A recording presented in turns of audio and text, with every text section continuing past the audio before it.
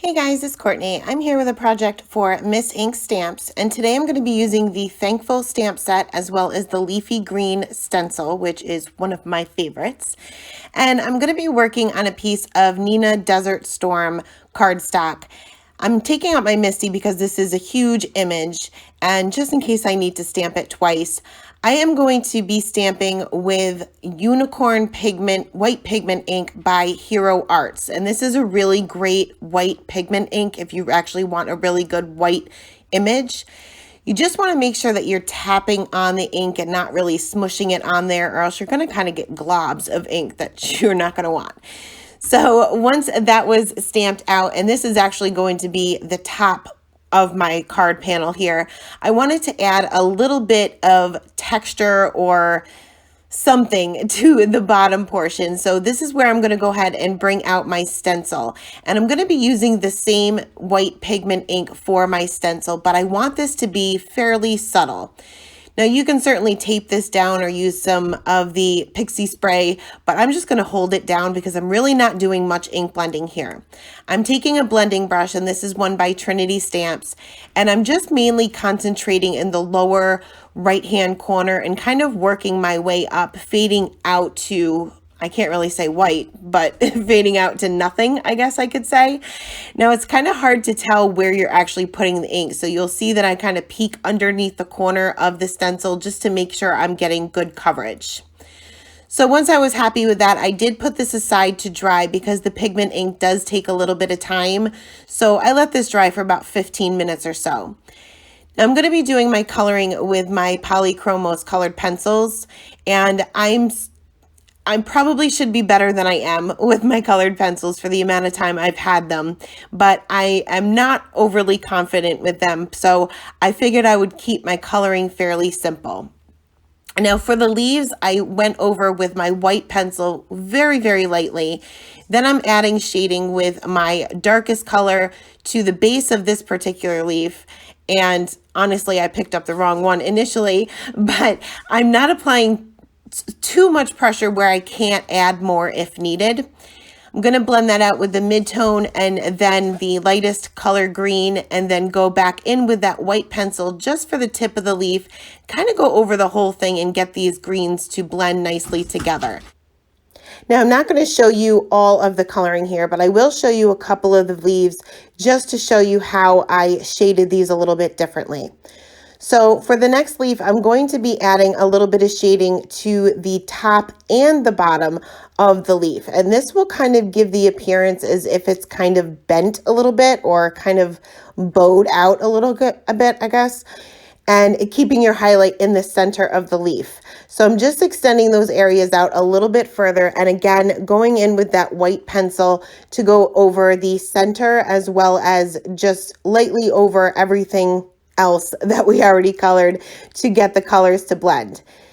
Now, because we stamped our image in white, it's going to look a little bit strange at first, but I promise, keep going with it.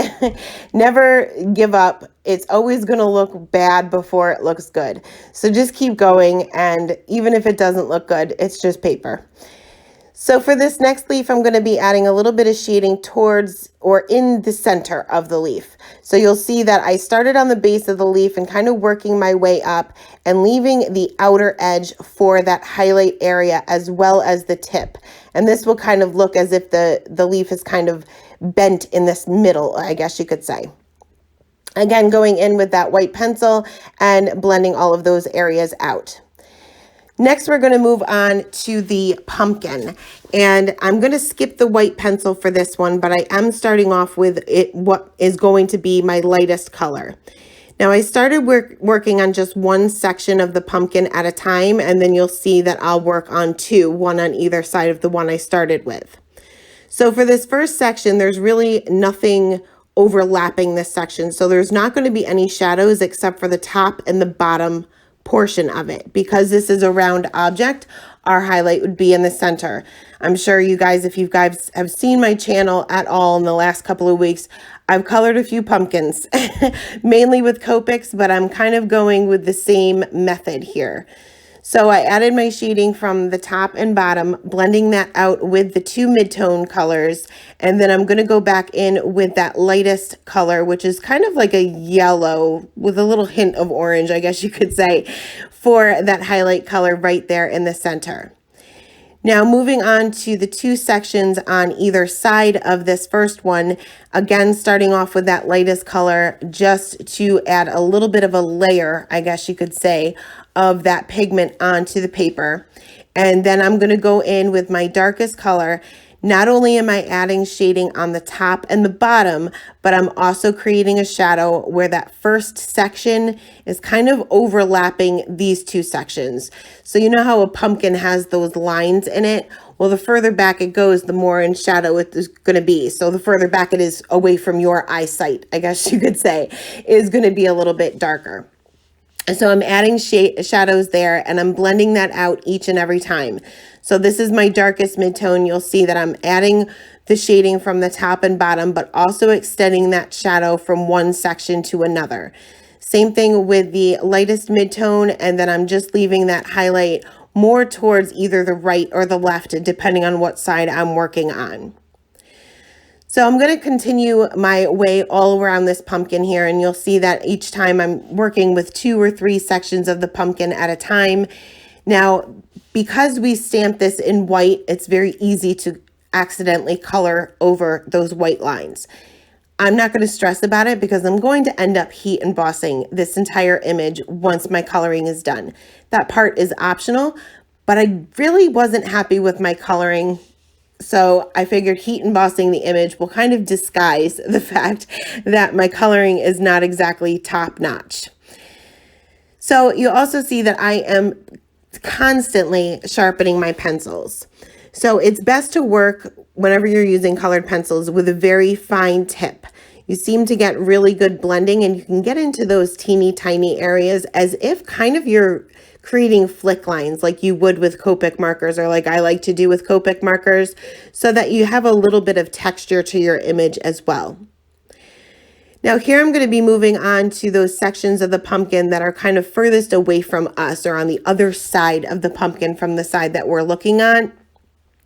Now this is still a round object, so the highlight would still be in the center, but we wouldn't necessarily see the bottom of the pumpkin from this angle. So I'm only going to be adding that darkest color in the shadows where one section meets the other, overlaps the other, and from the top portion of the pumpkin, so where basically the stem is, but I'm skipping that darkest color for the bottom portion, being we can't see it. I'm also skipping the darkest mid-tone for that area too. Again, this would not be a very dark area from where we're viewing the pumpkin. So I'm going to go ahead and extend those areas out with the lightest mid-tone, and then once again, I'm going in with my lightest color to fill in those highlight areas. Now for the stem, I'm going to be using the same greens as I used for the leaves, and I'm going to work in sections here as well. So for the bottom portion, I guess not where the stem part sticks up, but for underneath that, I'm going to add a shadow where that stem would come out of from there with that darkest color, extend it out with the mid-tone, and then the lightest green, I'm skipping the white for this one, is going to be on the outer edge of that little circle. And I'm just following the lines within the illustration to add some shading to the actual stem portion. So once all of my coloring was done, and I'm not going to bore you and have you watch me color each and every leaf and the other pumpkin because I pretty much stuck to the same method, I am going to go ahead and heat emboss this. So I did leave my stamp in the same position in my MISTI. So you definitely want to do this if this is even a possibility that you want to do. I'm going to treat my cardstock with my anti-static tool. Go ahead and stamp out my image. This time I am stamping with Versamark clear sticky ink, but you can certainly use that white pigment ink as well. Being that's an ink that stays wet for a little bit of time, you have plenty of time to heat emboss with it. So once that was stamped out, I'm going to go ahead and sprinkle on some white embossing powder and heat set that. Now this is a pretty large area that I'm using my heat gun on, so I want to make sure that my heat gun is heated up before bringing that to the paper. I usually let it heat up for about 30 seconds or so before bringing that to the paper, especially for a large image like this. It does minimize the warping, even though I still did have some warping, just because I'm pretty much going over the entire card panel with that heat gun.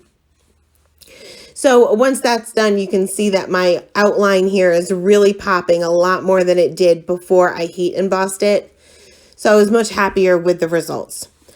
Next, I'm going to go ahead and add the sentiment, bringing back out my Misty, lining up that large thankful word from the stamp set. And I like to close my Misty door just to make sure that the lines on the Misty door are lined up with the sentiment, to make sure that my sentiment is straight before stamping that. Once again, I did treat that with my anti-static tool. I stamped that with Versamark ink, sprinkled on white embossing powder, and heat set that. Now I want to finish off the rest of the sentiment, and this time I'm going to be adding a sentiment strip directly underneath my large thankful, and I'm going to kind of do a tone on tone. So I stamped that onto another piece of Desert Storm, heat set that, and then I'm trimming this down into a skinny little strip, and I will pop that up with some foam tape directly under that large sentiment word there. Next, or last, I should say, to finish off the card, I added a little bit of sparkle to the pumpkins only with a Nuvo Aqua Shimmer pen, and that is it. That is the card for today, guys. As always, I will leave all of the supplies listed below.